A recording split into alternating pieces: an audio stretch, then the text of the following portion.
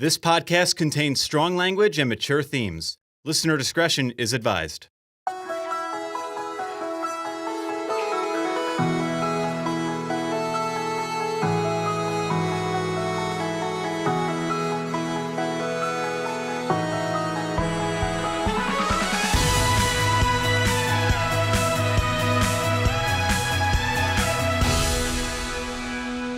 What's up, gang? Welcome to the last episode of Toradora on the Palmtop podcast. As always, my name is Alex. And I'm Kyle. And we are in the same room. What? Woo! In the future. I can see your ugly face. Oh, thanks, buddy. Same to you.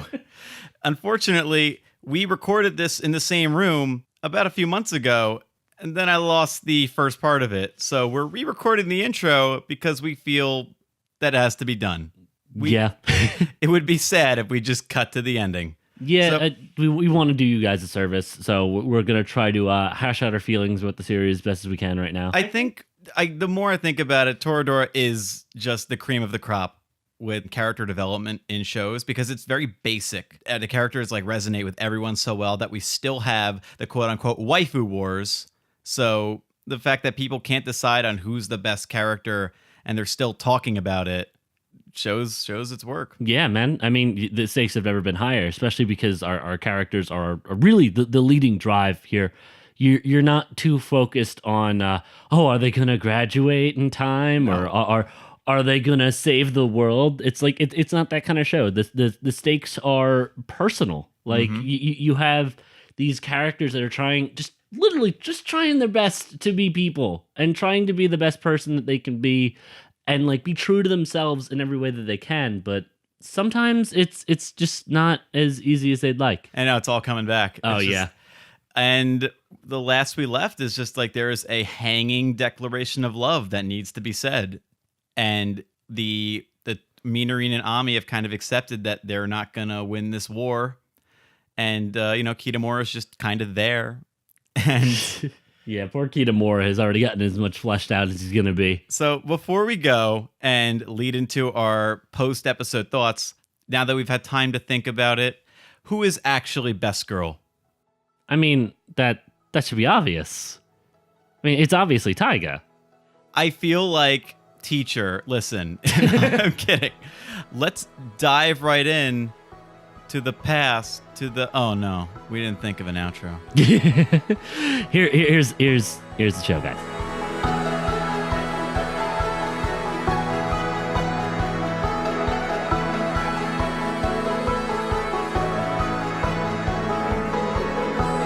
All right, and with that, we are done. What's wrong, Kyle? I've been on a roller coaster of emotions, Alex, that I thought I would be prepared for when we started this. And I gotta say, I still got hit from left field in things I forgot and things I knew, but still hit like a truck. I finished it with a touched heart. It was very sweet and very rewarding as a fan of the show. You watch it, and you get to know every character intimately, and then you leave it feeling like you got to know them super well. You get a bit of a post-epilogue, and then the last lingering question gets answered right away. Yeah. So let's break down these two episodes. Yeah. So we start off back in the classroom. They just tried to get Taiga to confess right to Ryuji's face. Didn't work well. Yeah, no. Minarine and Ryuji just try to dart off after her. Unsuccessfully. Yeah, so you brought up a good point where it's Kitamura and Ami were guarding the doors and Taiga runs out and Ryuji and Taiga both run. They're like, which way did she go? Let's just run. Maybe they heard which way she went. Yeah, no, they definitely know which way. You don't just go through a door and which way did they go? It's they obviously went to the right, but let's split up. Whatever. We're going to pose dramatically and act like the cool class reps that we aren't. So then Minarine confesses. Oh my god. Mid-run in true Minarine fashion of, okay, it's time for me to do this. I'm going to do it as hard as I can so you can hear it. Just literally yelling throughout an entire school. It is right next to him. Confession of love. I just like his face where he's like, wait, what? And she's like, yeah, I've been in love with him for a long time. And we learn more about Minarine as she trips and her nose bleeds, which is in classic Minarine fashion. When your nose bleeds, your heart is sweating. Yep. Which gets a callback when it's, there's like a few of them, which was when you're crying, that just means that your heart's having a nosebleed or something like that. Yeah, I remember.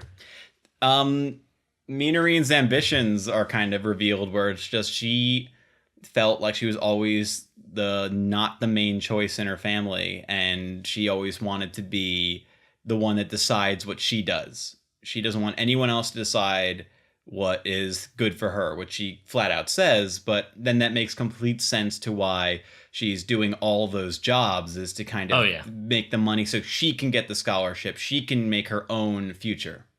And that she wants to make her own happiness. Absolutely. And it's fitting in the goal of just like of how your family kind of shapes you. And so we get that. We get that great scene in the infirmary after Taiga already left, and they got the whole confession out. Yep. And we see Ryuji tell both losing girls, so to speak, that he loves Taiga. And we get Minarine, who is like, I knew it, go after her, and kind of solemnly regrets it, doesn't break down until later, but is just putting up with the fact that she had to sacrifice her happiness to make her best friend happy. It's kind of sad, like even at the end she still has to kind of put on the mask at the end, like showing her support for Ryuji, like cheering her on, and then the second he walks away, she's like just breaks down and isn't able to I don't know. She needs to take a second to take everything in. Mm-hmm. Like everything just is kind of hitting her at once, because if you move at a fast pace, the shit you're putting off is going to come up. Yeah, if you move at a fast pace, you'll trip and your nose will bleed. Then Ryuji confesses to Ami. Ami demands that Ryuji tell her, because Ryuji and Ami have always had a bit of a sword's length distance, right. And when she makes him say it, it's just it's less of a I knew it, more of a I need to hear it so I can move on. And then after Taiga and Ryuji leave with their plans to elope, then the losing girls, the two unrequited love suitors, kind of break down together and bond for the first time in the show, which was really cathartic. Which Ami just says, when Minarine starts waxing poetically, she's like, stop it, you're still young. So they're kind of the acceptance of being a child. Yeah. And there's another plot in these episodes that I completely forgot about, and that's kind of fleshing out Ryuji's mom. Yep, Yasu. Yasu's story, I almost completely forgot about how that got like really fleshed out in these episodes. You have it all start off with her confrontation of Ryuji, like asking where he's been and like what's the plan, and like, oh my god, you lied to me and you took the job over. And he kind of confronts her. It's like, listen, like you can't take on everything yourself. He like digs into her and gets right to Yasu's core, and it's you can't really cheer on Ryuji when he's yelling at his mother. That's like, your mistakes. You're the one at problem here. Like, don't use me to make up for your mistakes, and just makes her break down crying. Well, you can tell it's something that has been on Ryuji's mind since day one. Oh, yeah. And if there's any point that, like, he needs to get it out to her, like, this is the time when they're ready to run away. Well, that and, like, Yasu's literally, like, putting herself in ill health, trying to push herself. She's stepping like the Terminator, walking towards him. And of course, this comes in when emotions are already really high. So of course, Ryuji's gonna turn that crank up a little bit. Yeah. You have Yasu, who is an accomplished adult who's raised a child, but she herself has problems. Like, she hasn't like really like made good with her. She was running away. She was like, they start running away from home, but Yasu was running away from her problems. Right. And then it takes Ryuji and Taiga to kind of like trick Yasu into coming to the grandparents' house. We learn that Ryuji was born out of wedlock. Yeah, that was a big drop. I didn't remember. And like, you have this really interesting story about how everyone in her life told her to like abort Ryuji, but like she wanted to see it through. And then she's like second guessing herself even during the story where she's like, man, maybe I failed as a parent. Maybe I'm a failure as a parent. And Ryuji's like, look at how tall I am. Like, look at look at like I am what I am because you made me this way. And it's just like, oh my god, that shit that hit me home. All right, so I didn't get like really teary-eyed until that moment, and I'm just like, shit, I wasn't expecting the mom guilt. Shit. the tying in, so Ryuji and Taiga have continuously, like they said, they stand equal. They're tiger and dragon, and they constantly impact each other and inspire each other and motivate each other's lives. And Taiga watching Ryuji come to terms with Yasu is what inspires her to return to her mother. They're inviting Taiga to their house, and they're offering to cook food for her. She wants that on her own. And then the conversation in the train, right before they went in the house, it's kind of, you're watching it build up. And rewatching it, I'm going on here, but rewatching it, I'm watching when Taiga goes, I have to go change before I go join you for dinner. And Ryuji says, oh, you're going to go talk to your mother. I'll go join you. And she gives him like this silent glance. And that silent glance it just says it all, where she's just like not wanting to let him go, but she also needs to do this for herself. Oh yeah. This is definitely like the Taiga revival arc kind of thing. It's like, I need to go do my own thing because this is something I've been running away from for too long. Like her mother wasn't a part of her life. She's a whole nother family that like is supposedly like not a part of her life, but like it's her blood, you know. But they're taller than her. She can't get involved in that. You know, it's really interesting when she's looking over the voicemails of her mom, and you see a little bit of Taiga. I was gonna say, yeah. Mom. You see the exact like hard exterior, then it kind of breaks down, then it comes right back out, She's and like, it's no, all right, fuck you, I'll leave. And we saw that like 30 minutes earlier when Taiga goes, Ryuji, you should be happy you're alive. I don't want you to die. She pushes him off the bridge. Oh my god, I've been waiting for that bridge scene since the beginning. I love that bridge scene. It's such a good scene. The bridge scene has a lot of master shots where you see the bridge from a distance in the night, and you see Ryuji at the bottom and Taiga at the top. And then finally, when they start talking seriously, she joins him and they start like arguing and bickering, and it's a bunch of anime tropes, but you're completely sucked in. Oh yeah. You know, now I'm thinking about like the series as a whole, this is a weird reflection on my part. There is a good mix of like day and night scenes. Like you have like, it's almost breaking down 50-50. A lot of this show takes place at night. The night shots that I remember are when they're kicking the lamppost, and when Ami chases her stalker, and it feels like the night is where things come out. Well, a night is a big theme of how Taiga feels when she looks up the night sky and sees the single star. And that's a message she sends to everybody. Instead of like giving an explanation, that's what she sends to them. And Minarine gives her a whole explanation to everybody in the classroom, which is wax on, wax off. Which is old wise man wisdom. And we get what I'm going to call the Ami redemption moment. Oh yes. Hold on. Where she just calls out Minarine shit, and it's like, wow, that was way more explanation than it needed to give. She's just faux crying. It's like, oh my god, all the cheese. We get another side of Ami while they're looking for the star at the end. We get her talking to Ryuji, basically saying, like, you were the one to call me childish. Like, I always felt like I needed to act like an adult because that was what was expected of me. Yeah, she kind of we understand why all the girls were magnetized to Ryuji was because he was able to see right through them and see through the masks and the defensiveness they built up and kind of respect them for the people they are. Not so much with Minarine. With Minarine, it was more of like he idealized her. Right. And then, but he also treated her with the attention she wanted from it. Oh, of course. So it's more Ami and Taiga. The narrative cheats a little bit where this is February when this scene happens, and the scene where Ami is called a child by Ryuji must be in like October. So when she goes, remember when you called me a child at the market how many times do they not see each other? Like that line, it works because that was like 10 episodes ago, but I seriously doubt that's the only time they saw each other outside. True. That would be like if I'd be like, oh, remember that time I called you and we Skyped? Yeah, it's okay. Forget about it. The dark, troubled moment. So I guess we should bring this up now. Yeah. Of how I feel about Ami. Okay, so of course we started off with me calling Ami like the biggest bitch in the West. Uh-huh. And she definitely has her moments towards the end of the series where it still comes out from here to there.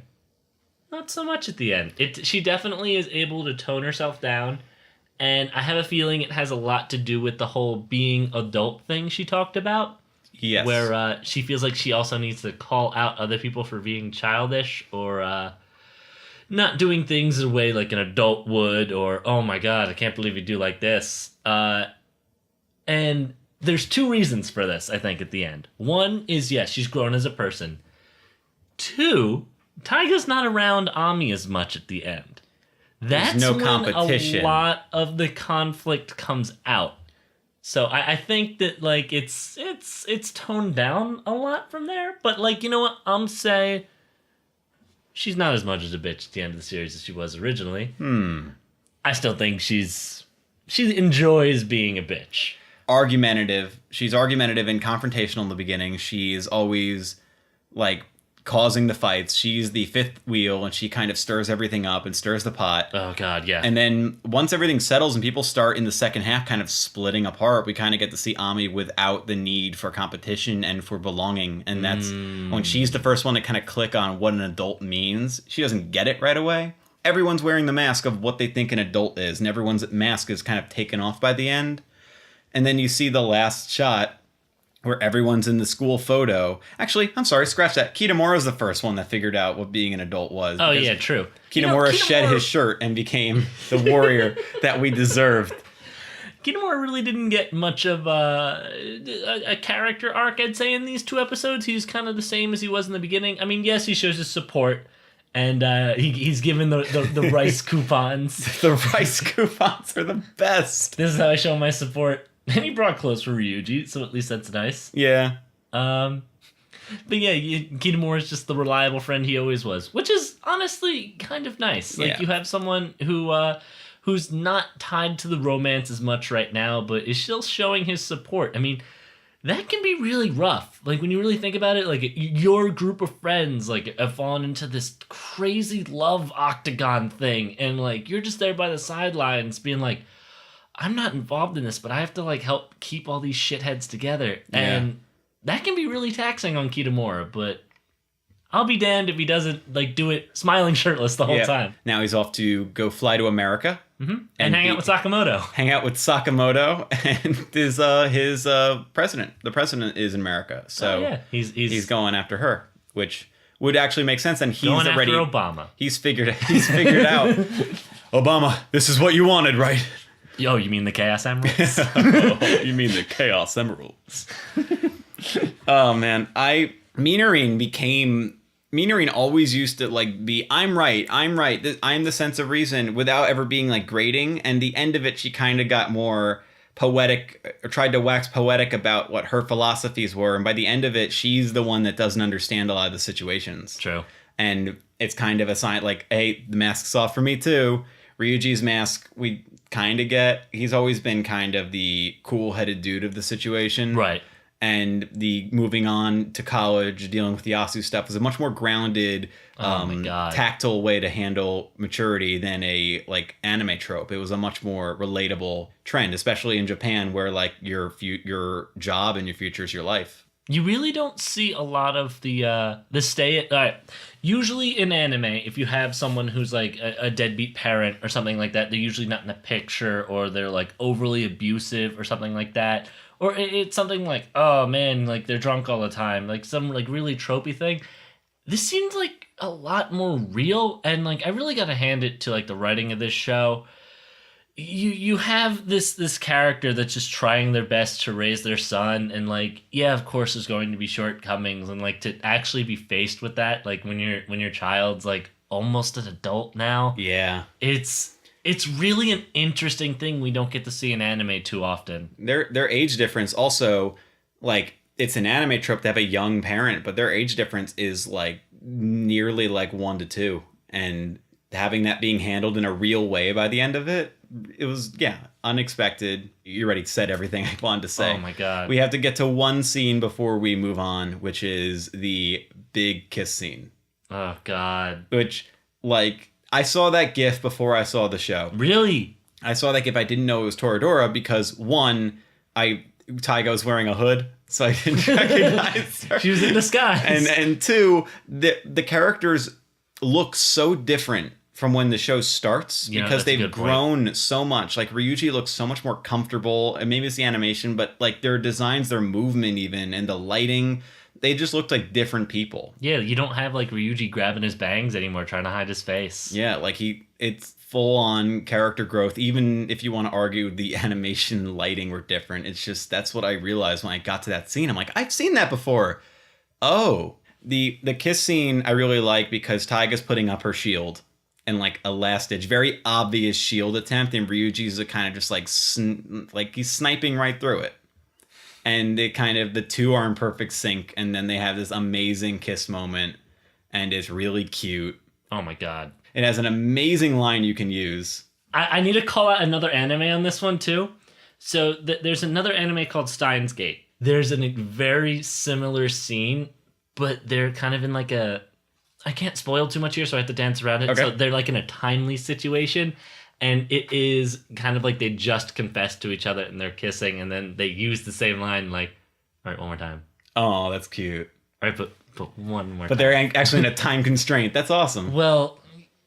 So we got to close to the 5 characters. The teacher had a really nice moment at the end. Not just when everyone pulls out their cell phones to text Taiga and she goes, "The kids have gone rogue."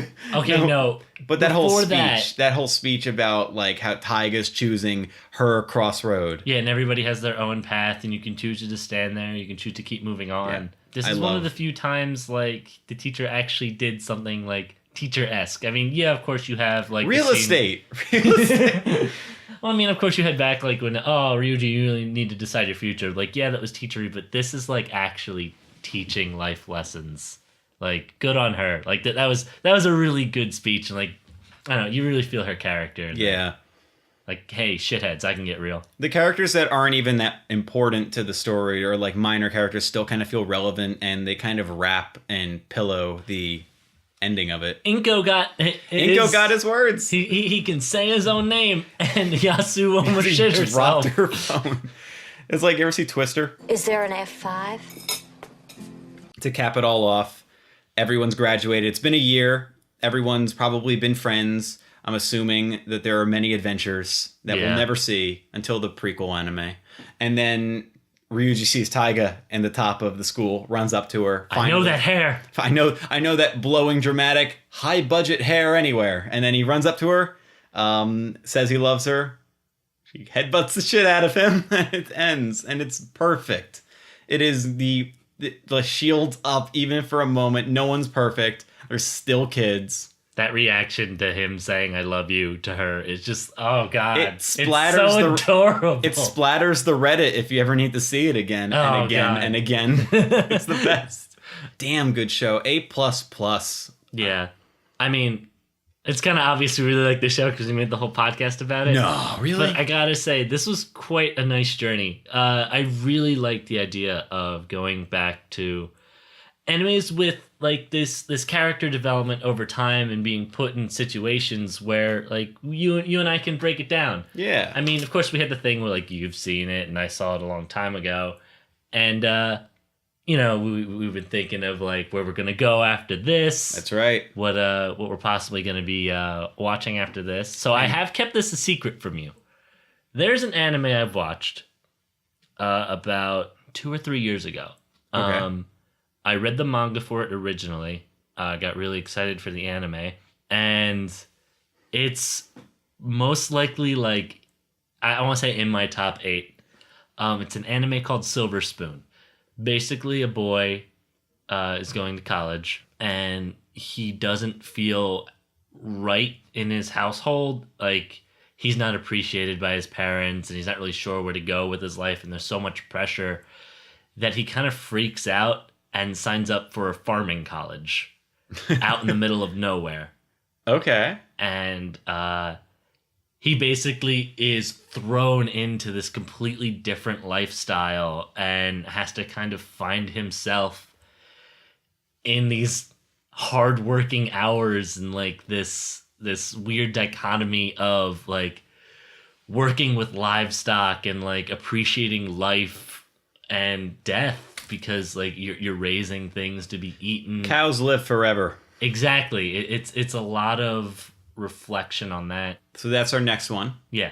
And I'm going in completely blind, so I'm excited. And I have been a little bit, like, I haven't really kept up with the manga, but I absolutely love the show. The animation is really good. They animate food like it's nobody's business. You're going to be hungry. Oh. I was already hungry watching Toradora when they always, like, even I'm a vegetarian, I'm still watching the pork cutlets, and I'm like, ooh.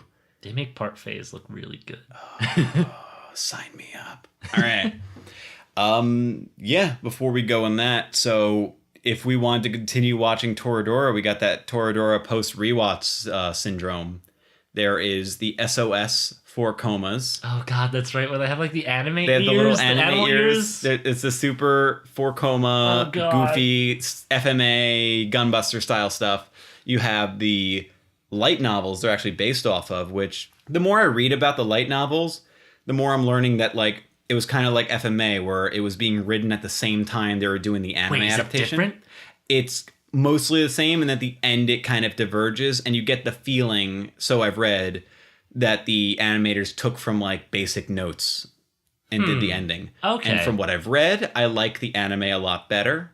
Good. But I respect the light novels. It'd be something worth looking into. It's worth looking at. There's like, I read the Bakemonogatari light novel. and it's like, how's it compared to the... I really enjoyed it. Nice. And Kizumonogatari, which is the movies, but that... I'm the whole cinematic universe over there. Oh my God, yeah. But then you have that. You have the PSP game, which is it's a light. Coming soon to our Let's Play channel. It's coming soon to the. Is it translated? What? Do they have a translation? So it is on YouTube, and I think there's a translation for it. But it's a like 8-hour trip on YouTube of a harem like dating sim game where Ryuji, when he passes out at the end of episode 19, where he goes, "Wait, Minorin shot me down." He passes out. Then he gets hypothermia, wakes up in the hospital with amnesia. Surprise! Oh, boy, just so, what but the wait, show needed. so he has amnesia, so he can doink any one of the girls he wants. Even Kitamura? Even Kitamura. I think there might be there's a Taiga ending, there's a Minorin ending, there's an Ami ending, there's a teacher ending. Oh boy. And then there's a Taiga and Minorin ending, but then when I looked into it, it said not that way. So the only one I know is the Minorin ending, where Minorin's like, it wouldn't be right because Taiga likes you. And then you see Taiga and Kitamura drive off on a motorcycle. And she goes, never mind. She goes, never mind. Let's do it. And Ryuji goes, I'm going to bring you pudding every day. So it's just, I don't know if that's how I'd end my memories of Toradora. I'm probably just going to go back December, watch it again. Oh boy. I don't know if my heart can take that. Oh, we don't have to do a podcast of it again. But I'm definitely going to be watching that and getting all the feels again, because 2 times doesn't feel like enough. I can agree to that. I can definitely see myself like forcing somebody else to watch this with me. This will be fun. The podcast just gets bigger and bigger every time. We're like 8 people in the room. That would be crazy. And one person's like, wait, what? They like each other? And all 7 people are like, yeah, no shit. All right, guys, I hope you enjoyed the episode. Now, for a little tradition we're going to have here on the Palmtop podcast, when one of us is forced to watch the show, we have to sing one of the openings or outros. I've chosen Orange, which is the second outro, so listen to my terrible voice sing a song. Here we go! 眠れない夜には一人でため息みんなはどんなのなんだか寂しい一人立ち地に一粒の種猫のなびて灘青い身をつけたオレンジ色に早くないかい果実君の光を浴びて理想や夢はぬくらぬとかり気づいてよねオレンジ今日も大切だけどI can't say Japanese 私みたいでのかとすてからぐぐかけて好きだよ Why did I do this? I'm having many regrets 好きだよ好きだよ Nailed it